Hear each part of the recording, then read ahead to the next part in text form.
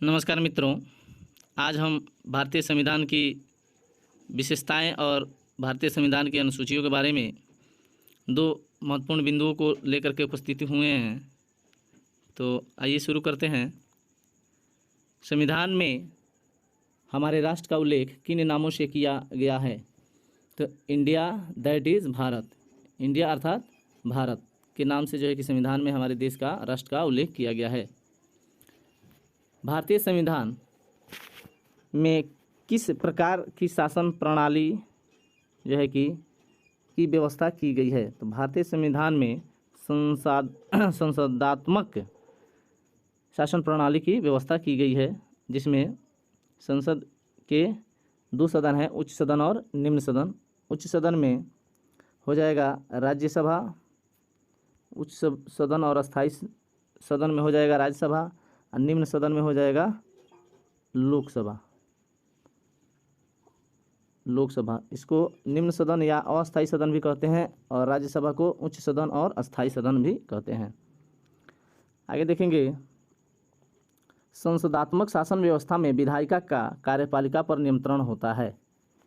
हाँ, तो संसदात्मक शासन व्यवस्था में विधायिका का कार्यपालिका पर नियंत्रण होता है। आगे है, अध्यक्षात्मक शासन प्रणाली का आधारभूत तत्व क्या है? तो अध्यक्षात्मक शासन प्रणाली का जो आधारभूत तत्व है वो है एकल कार्यपालिका। आगे देखेंगे, भारत की संसदीय शासन प्रणाली एवं ब्रिटेन की संसदीय शासन प्रणाली के मध्य अंतर का मुख्य बिंदु कौन सा है? तो मुख्य बिंदु जो है कि न्यायिक समीक्षा है। 1935 में लाया गया था भारत शासन अधिनियम, उसी से बहुत सारे चीज़ अपने भारतीय संविधान में यथावत रखे गए। आगे देखेंगे, जो है कि भारत का संविधान परिसंघीय है। यह किससे निर्धारित होता है? तो केंद्र और राज्यों के मध्य शक्तियों के वितरण से। परिसंघीय है भारत का संविधान, यह जो है कि किससे निर्धारित होता है? तो केंद्र और राज्यों के मध्य शक्तियों के वितरण से।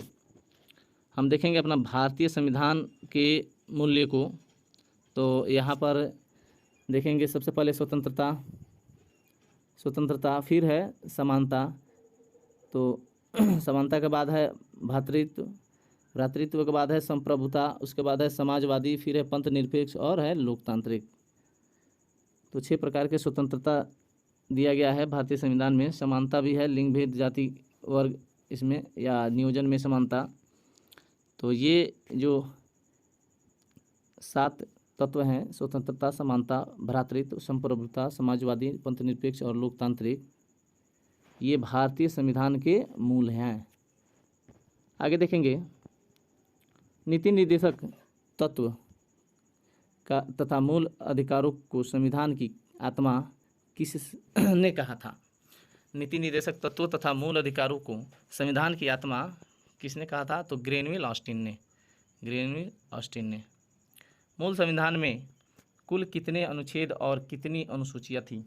याद कर लेंगे कि मूल जो संविधान था भारत का, जब बन के तैयार हुआ उस समय अनुच्छेद जो है कि 395 थे और 8 अनुसूचियाँ थी। सर्वप्रथम कांग्रेस के किस अधिवेशन में जनगण मन गाया गया था? जनगण मन जो है कि रविन्द्रनाथ टैगोर द्वारा गाया गया था, और यह कलकत्ता अधिवेशन 1911 में सर्वप्रथम गाया गया था। राष्ट्रगान के गायन का मानक जो समय है, यानी जनगण मन को कितना देर में गाना है? तो 52 सेकेंड में, 52 सेकेंड समय लगना चाहिए हमारे राष्ट्रीय गान को गाने के लिए। भारतीय संविधान की जटिलता के कारण इसे वकीलों का स्वर्ग कहा जाता है। भारतीय संविधान की जटिलता के कारण इसे वकीलों का स्वर्ग कहा जाता है। आगे देखेंगे, भारतीय संविधान अधिक कठोर तथा अधिक लचीले के मध्य एक अच्छा संतुलन स्थापित करता है। यह कथन जो है कि किसका है? केसी वियर का यह कथन है। आगे देखेंगे, भारतीय संविधान के बृहद होने का क्या कारण है? तो भारतीय संविधान के बृहद होने का कारण है संघ तथा राज्यों का एकल संविधान होना ही भारतीय संविधान के बृहद होने का कारण है। भारतीय संविधान अंशतः कठोर और अंशतः लचीला है। भारतीय संविधान कैसा है? तो अंशतः कठोर और अंशतः लचीला। अपनी राष्ट्रवादी प्रतिक्रिया में भारतीय संविधान के निर्माताओं ने अल्पसंख्यकों के हितों तथा भावनाओं के महत्व को कम करके आंका है। यह कथन किसका है? यह कथन जो है कि आइवर जेनिक्स का है। आइवर जेनिक्स ने ये बात कही थी। भारत अर्धसंघात्मक राज्य है, यह किसने कहा था? भारत अर्धसंघात्मक राज्य है, ये केसी व्हीलर ने कहा था। केसी व्हीलर। आगे देखेंगे, भारत में राजनैतिक सत्ता का प्रमुख स्रोत कौन है? तो जनता है। कोई भी संविधान कितना भी अच्छा क्यों न हो, यदि उसे क्रियान्वित करने वाले बुरे व्यक्ति हैं तो संविधान भी बुरा हो जाएगा। यह माननीय डॉक्टर भीमराव अंबेडकर द्वारा कहा गया था। आगे देखेंगे, संविधान को संघात्मकता के तंग ढांचे में नहीं ढाला गया है। संविधान को संघात्मकता के तंग ढांचे में नहीं ढाला गया है, ये भी जो है कि डॉक्टर भीमराव अंबेडकर द्वारा कहा गया था। आगे देखेंगे, भारत की स्वतंत्रता के बाद भारतीय राष्ट्रीय कांग्रेस को एक राजनीतिक दल के रूप में भंग कर दिया जाना चाहिए। यह कथन हमारे महात्मा गांधी का था। यह सुझाव हमारे महात्मा गांधी जी का था कि भारत की स्वतंत्रता के बाद जो भारतीय राष्ट्रीय कांग्रेस है, इसको दल को भंग कर देना उचित है। लेकिन ऐसा हुआ नहीं और यह आज तक जो है कि चल रहा है।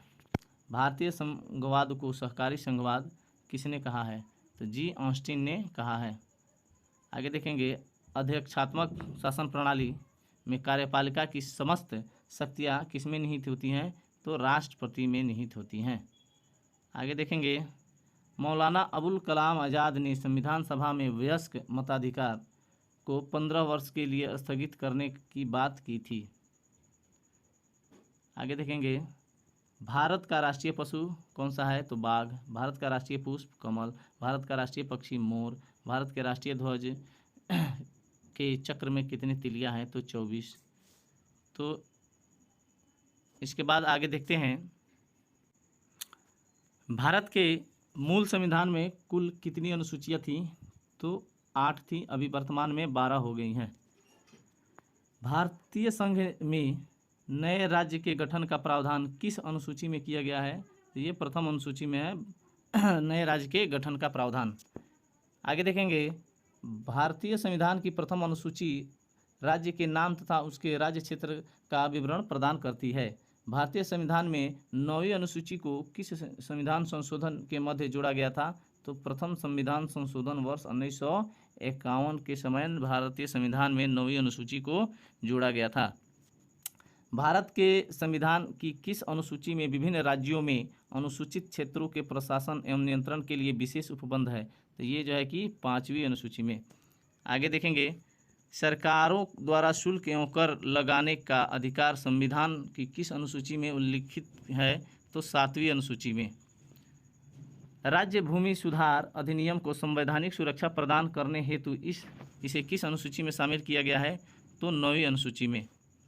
इसके आगे देखेंगे, 10वीं अनुसूची को 52वें संविधान संशोधन अधिनियम 1985 द्वारा जोड़ा गया था तथा 91वें संविधान संशोधन अधिनियम 2003 द्वारा इसमें संशोधन किया गया।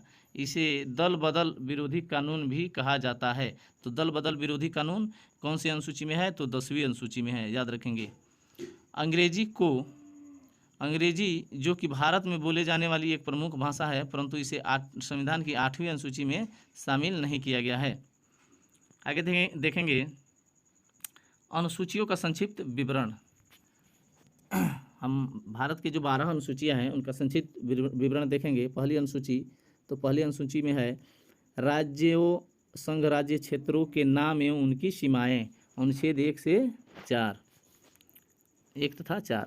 आगे देखेंगे, दूसरी अनुसूची में राष्ट्रपति, राज्यपाल, लोकसभा, राज्य विधानसभाओं के अध्यक्ष एवं उपाध्यक्ष, राज्य विधान परिषदों के सभापति एवं उपसभापति, सर्वोच्च न्यायालय, उच्च न्यायालय के न्यायाधीश, भारत का नियंत्रक, एक महालेखा परीक्षक, पदाधिकारियों के वेतन, भत्ता तथा पेंशन आदि से जुड़े प्रावधान।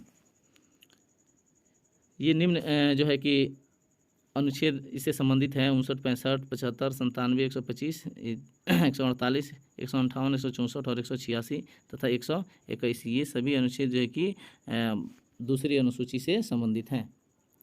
आगे देखेंगे तीसरी अनुसूची।